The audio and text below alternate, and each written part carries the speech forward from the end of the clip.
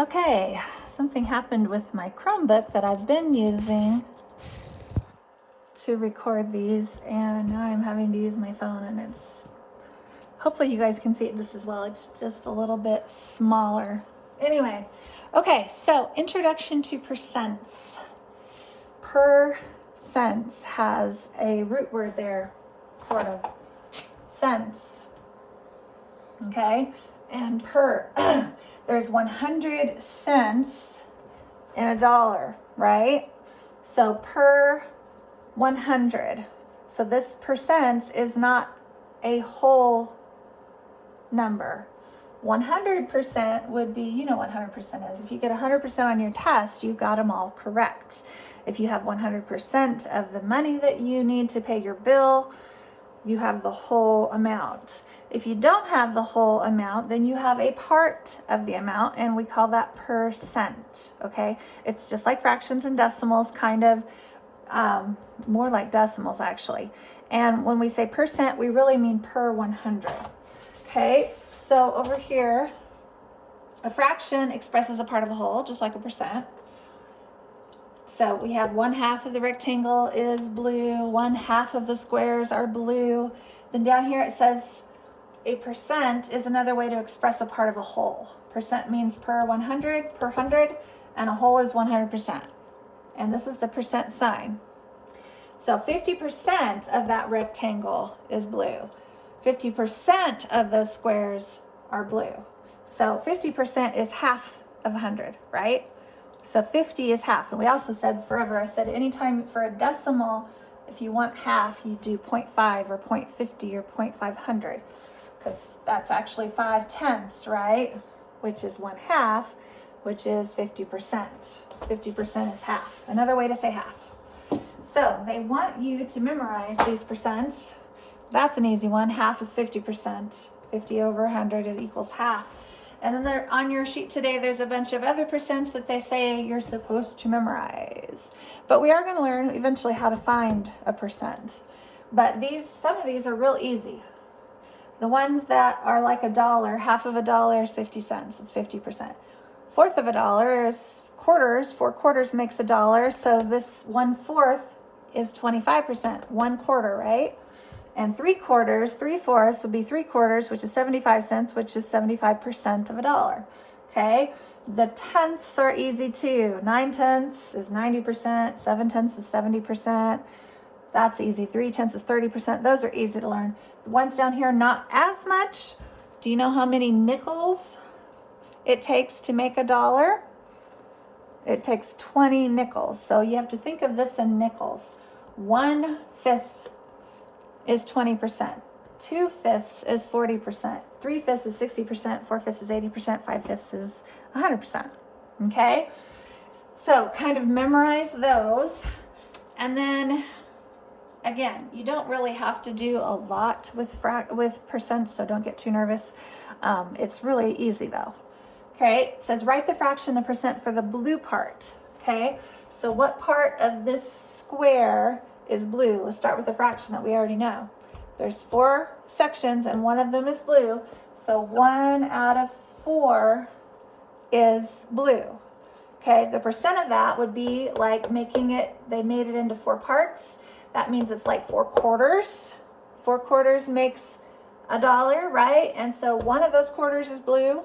So 25 cents is 1/4 of a dollar.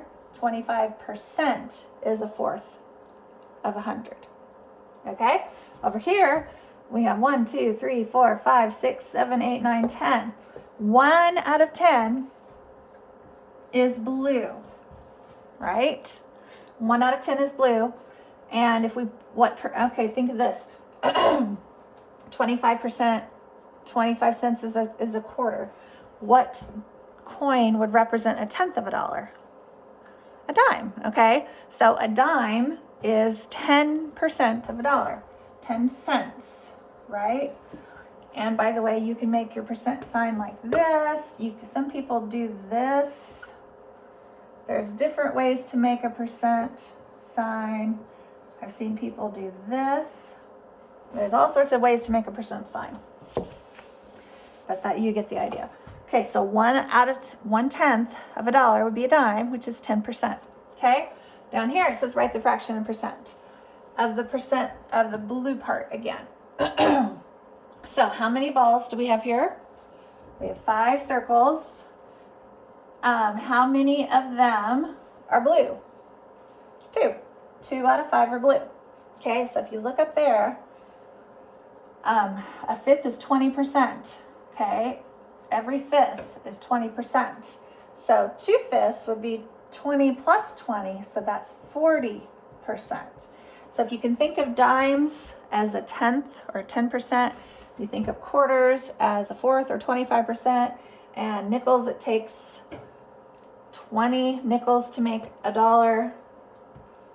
So 1 nickel is, let's see, is that right? Yeah, 1 nickel is 20% of a dollar. That doesn't seem right. No, because a dime is 10%. What am I thinking here? I don't know what I'm thinking, and I don't want to waste the video or your time while I'm thinking of it. I'll have to figure it out later. But anyway, 2/5 is 1/5, I know, is 20%. Okay, and think of it as 1/10. Which piece is bigger again? Remember, the smaller the divisor, the bigger it is. The smaller the denominator, the bigger it is. So these pieces are bigger than these pieces. 20% is bigger than 10%. Okay, so 2/5 of that, 2 out of 5. And then how many are here?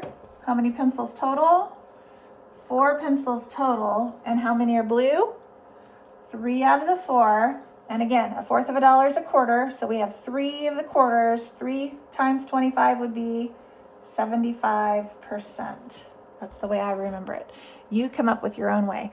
Every year when I do this, I'm always amazed at how many kids already know all those percents. And it seems like the ones that know them the best are the kids, seems like it's mostly boys, the kids that do video games. I don't know what video game it is. You guys aren't here for me to ask, but a lot of the boys always know percents from video games. And also sometimes from learning percentages of like baseball players, stats from baseball and basketball and stuff. Anyway, percents are a big portion of our life. In fact, you'll use percents more than you will decimals, most likely. At least I have in my life. All right, no more wasting time here. I'm chasing rabbit trails even when you guys aren't here. Okay, it says answer the questions about the spinner. You see there's 10 different places for that spinner to land on, right? Okay, it says what is the probability? Remember probability when we had the little beads and the cups? What's the probability that the spinner will land on 6?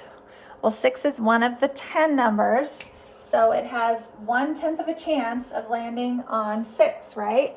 And that means that percent would be 10%. You can also count them. 10, 20%, 30%, 40%, 50%, 60, 70, 80, 90, 100%. Okay?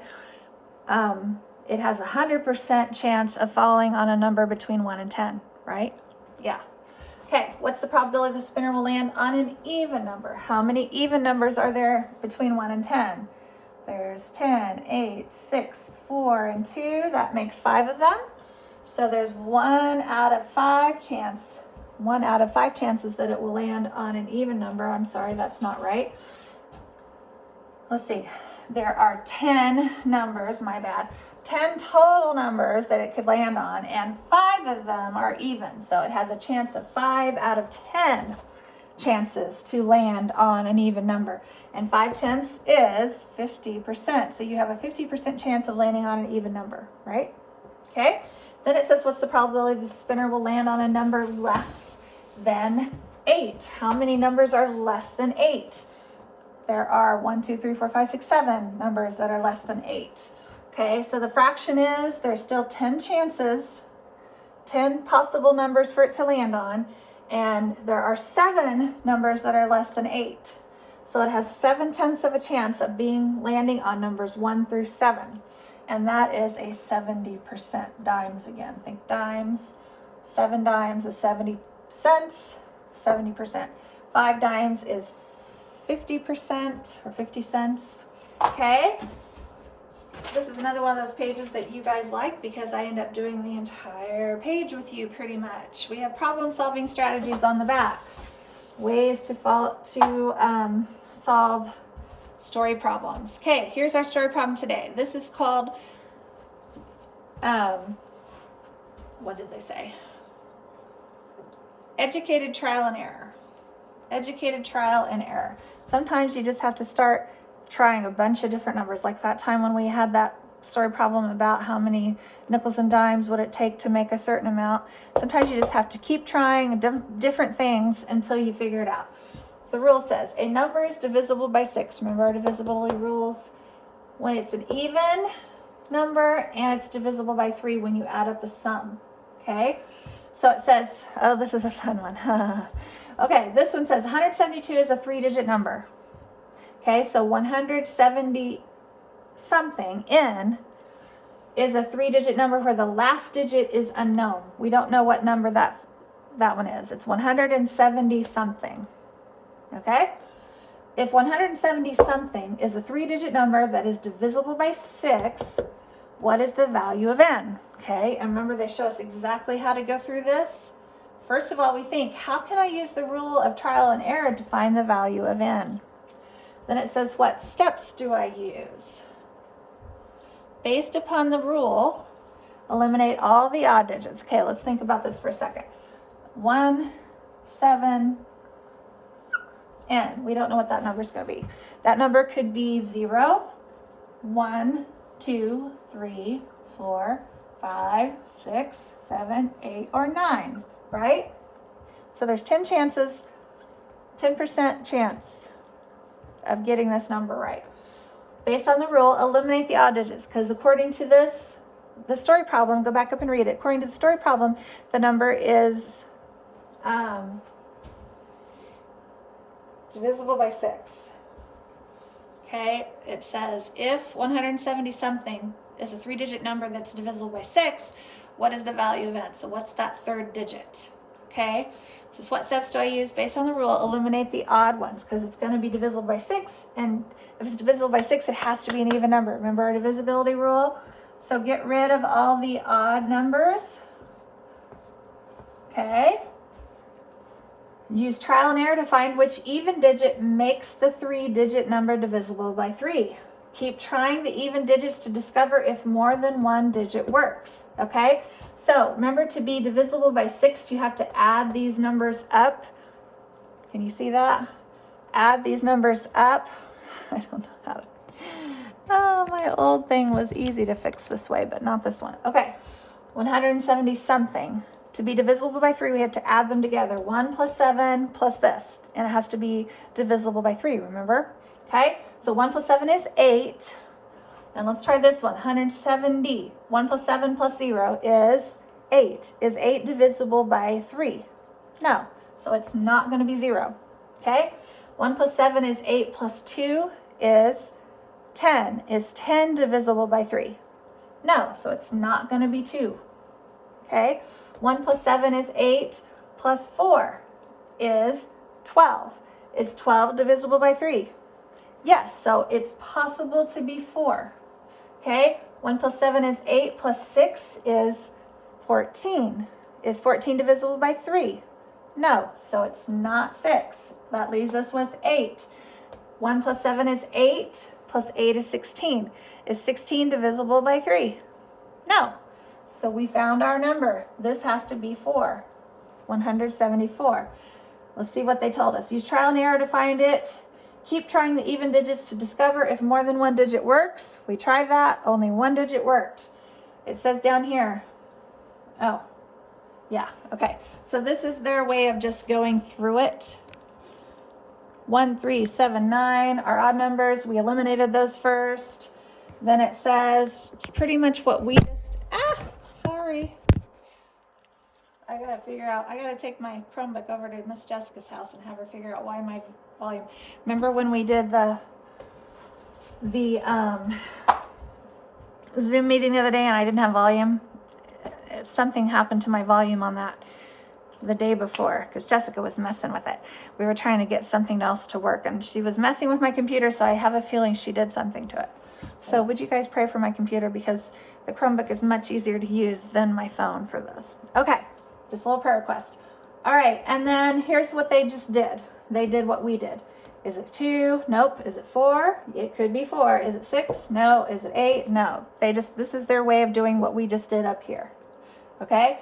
So, for 170 something to be, so they're saying right here, the little check markers right there, they're saying 174 is the answer, which is the answer we came up with. Okay, so then extending the problem, for 170 something to be divisible by 9, what is the value of n? Why should we stop after finding 1 for n? Okay, so divisible by 9 now, this is a new story problem, extending the problem. I don't like the way they do these. We did this part. We finished it. We solved it. It's 174. There's nothing you need to do. They were explaining how to go through it, okay? So this part is a new story problem. Now they're saying if this same number, not the same number as 174, but if 170 something is divisible by 9, what is the value of n? So a new number, 170 something. This time though, we don't take out the even numbers because 9 doesn't have that rule, just 6 does, remember? When we add up the numbers together, they have to be divisible by 9. Remember that? The sum has to be divisible by 9.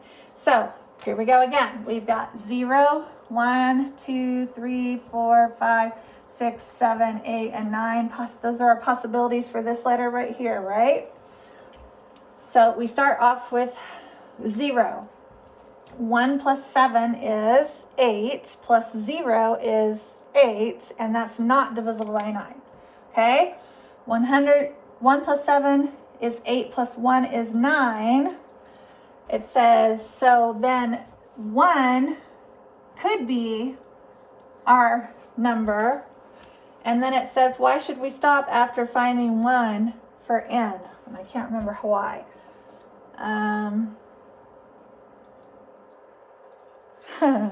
And do I even have my book? I don't think I have my book. Well, let's just keep going and maybe it'll explain it to us, okay? So we know 1 will work. 1 plus 7. Oh, I know what it is. Okay, 1 plus 7 plus 2. 1 plus 7 is 8 plus 2 is 10. This will be 13. No, 1 plus 8 plus 3 will be 11. 1 plus 8 plus 4 is 12. 1 plus 7, let's just call this 8. 1 plus 7 is 8. 8 plus 4 is 12, not divisible by 9. 8 plus 5 is 13, not divisible by 9. Keep going, because the next number divisible by 9 would have to be plus 9, right? It wouldn't be 5, 6, 7, 8, or 9.